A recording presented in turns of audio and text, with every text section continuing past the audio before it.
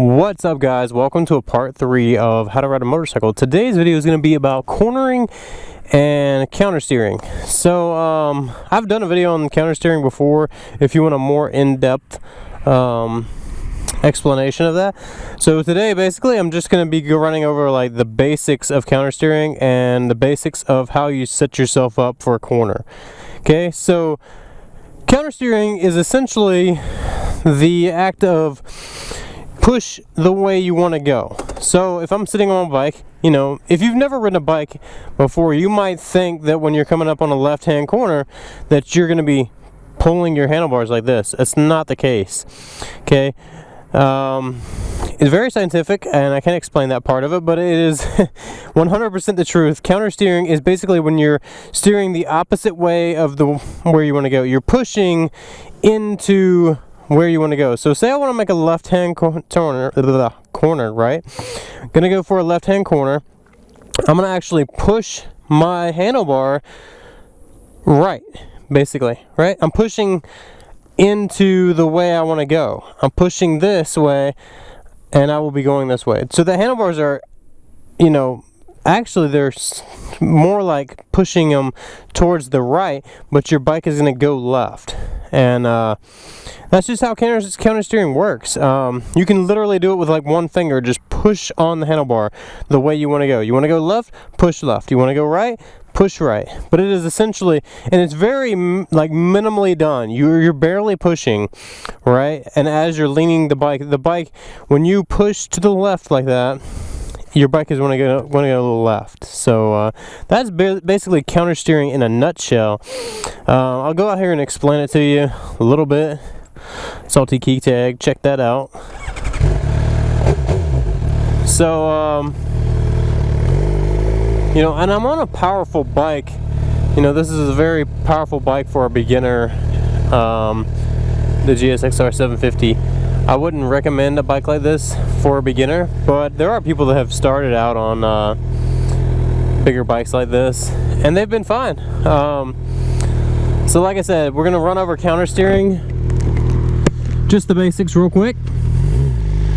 So at low speeds like that, you are actually gonna have to turn your handlebars. Once you get up to speed, like say over 15 miles an hour or so, you're gonna start counter steering. So I'm gonna actually roll through this corner in neutral. Don't do this, okay? Because you have no engine braking. So I'm popping it in neutral. Okay, so what I'm gonna do is I'm gonna push my handlebar to the right and my bike's gonna go to the right. Ready? See that? Right here, nobody behind me. I'm gonna push to the left. Pushing to the left. And it goes left. That's basically, in a nutshell, that is how counter steering works. If you would like a longer explanation, you can go check out my other counter steering video. But now we're gonna go up here and bust a U-ey, and I'm gonna show you how you set yourself up for a corner, okay? And this is actually like kind of a little bit of a switchback right there, and that's a little bit different. So when you're coming up to a corner, I'm going to be going very slow for these videos because these are basically like, if you don't know this already, then you shouldn't be riding corners fast to begin with. So when you're coming up to the corner, you want to set yourself up on the outside of the corner, and you want to go to the inside and then return back to the outside, right? So outside, inside, outside. So yellow line, go towards the white line, and then go right back to the yellow line. Okay, and that's how you set yourself up in a corner. You're giving yourself the greatest distance and room for error when you do that, because you're giving yourself essentially, I'll show you with my hands real quick. So say the corner is like this, right? You can take, if you're on the inside of the corner, you have no room for error. If you're on the outside of the corner, same thing. You have really minimal room for error. So what you're doing is you're staying from the outside, going to the inside, and then coming back to the outside of the corner.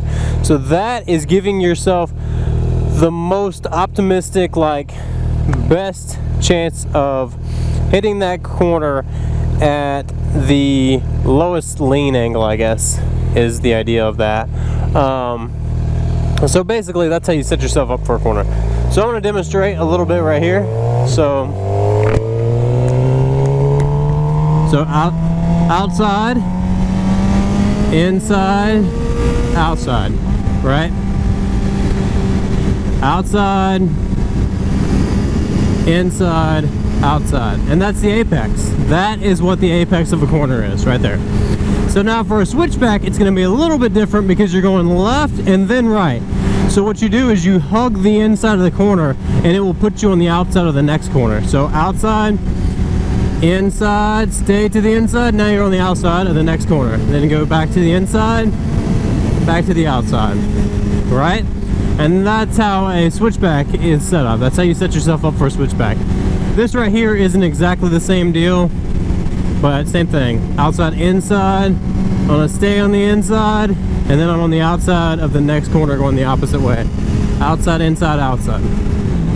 So that is like literally the way to set up for a corner, especially a high-speed corner. You know, like it doesn't really make a difference too much if you're setting yourself up for like a corner like this, where it's very like, you know, it's very a wide corner. It's like a sweeper.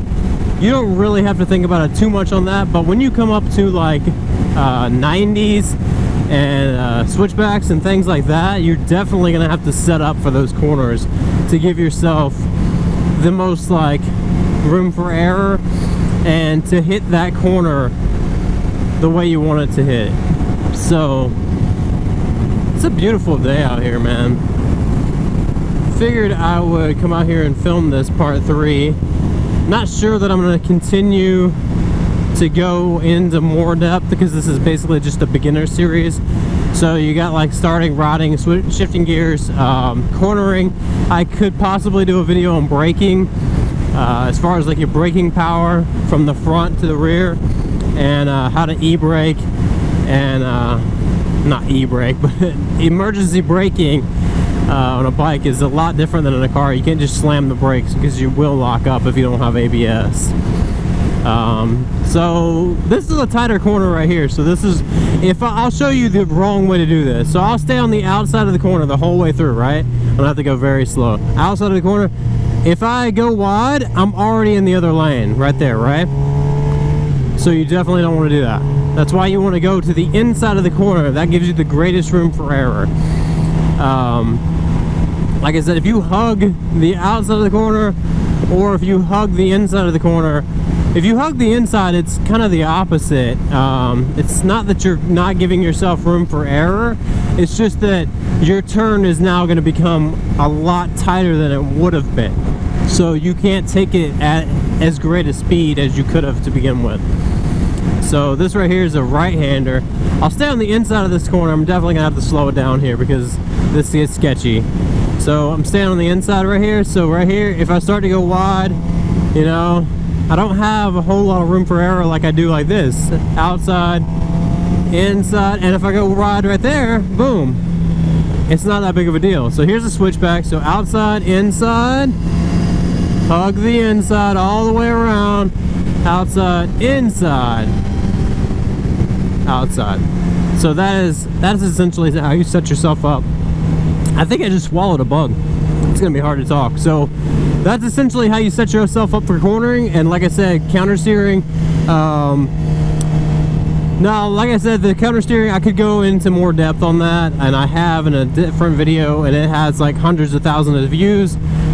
So if you want, I will link that down in the description, the counter steering video. And if you need more detail on the counter steering, then you can check that out. So, all right guys, peace, ride safe, and I'll see you in the next video.